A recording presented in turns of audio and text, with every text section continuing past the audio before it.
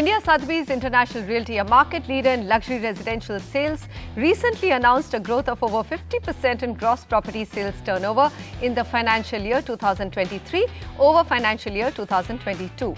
Now, the sales value of real estate transacted by India SIR in FY 2023 touched a whopping $450 million against $300 million in the previous year. Now, what's brewing in India's luxury housing market, and is the momentum likely to continue? We are joined by Amit Goyal, Managing Director, and Ashwin, Chadha, CEO of the company. Gentlemen, thank you very much for joining me. I think the first question goes to Amit. Amit, tell me, what factors have driven this 50% plus growth in sales transaction volume? It's a big number. Sure. Thank you, Manisha. Yeah, that's a happy situation. So firstly, I wish to thank our clients and our stakeholders who posed their trust in us, so we could continue to grow and keep this growth, momentum active. And the key factors, as you asked, the key factors are primarily, people wanting to upgrade their homes, the new wealth which is being created, some of our increased inventory that we have, thanks to our, past transactions in the market, that we have larger inventory. Our inventory has gone up by about 30%. Because of more penetration in newer markets, larger teams that we have, and our network, which is getting us more and more, leads and queries of buyers as well as sellers, not just within India, but also through our Sotheby's network offices outside of India.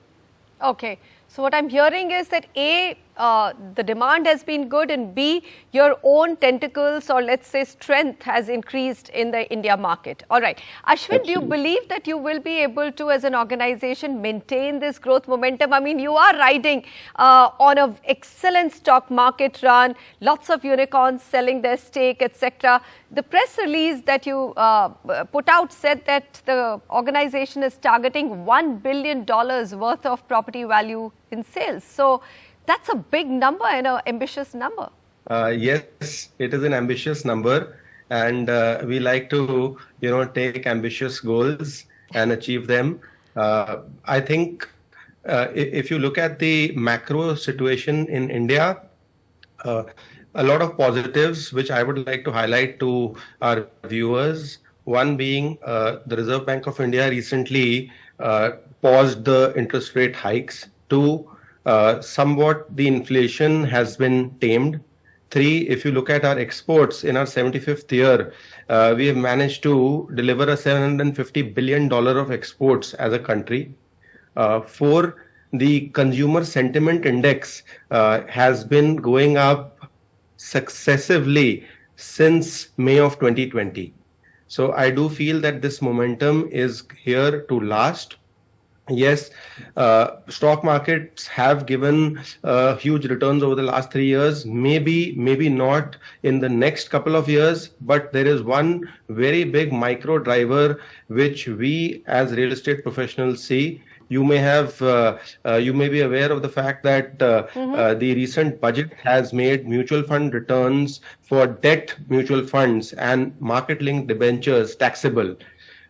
As you would know, mutual fund industry is a 40 lakh crore industry, and over 50% of the mutual fund schemes are in debt. So that's a huge amount of money which could possibly find its way slowly and steadily in the medium to long run to real estate, and within real estate to commercial as well as residential. So you're saying that there are investors who are now going to come into the market, or are investors already back in the market, Ashwin? So short answer is yes, the investor is back in the market. And why we believe so is, whether we look at our numbers of going from 190 million to in FY 2021 to a 300 in FY 22 and 450, as you just alluded to, in FY 23, in terms of sales figures. I feel that there is a lot more happening. You look at the recent news by DLF selling 1,100 units in 3 days, $1 million ticket size on an average and upwards. Clearly, the investor is back, and this news is spreading from city to city.